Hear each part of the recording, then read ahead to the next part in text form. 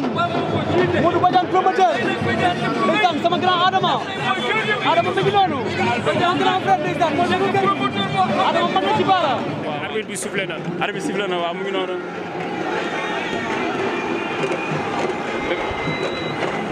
diggante Bébé Trompeur ak Alice Gator bu Bathie Seras attention door na gauche combat bu nar a gaaw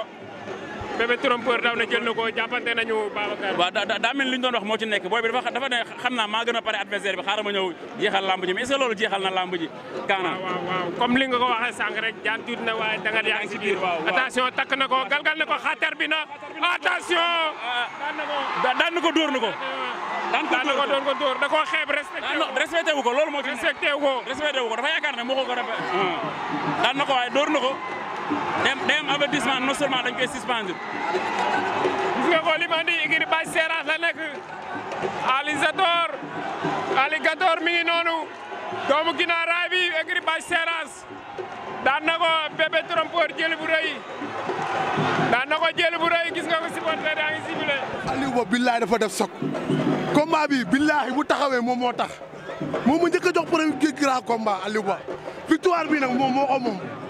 billahi li nga bëre la waaw mais man xaw ma rek billahi ñu dañoo dëkk caaray la dëkk caaray yaroo caaray ñun bu ragalee rek dañuy tooñ bu mënul bëre rek dañuy tooñ billahi wallahi wa taala déggoo kii du ma ko xaar billahi wallahi wa taala di ñu sant ñi jàpp si combat bi ñëpp maa leen di sant su xam nga di gërëm waa Fandène bu baax ak waa Kees waa Jilaas waa Ñaaxaar ñëpp maa leen di sant di leen gërëm. am na solo mi ngi noonu Ali Gator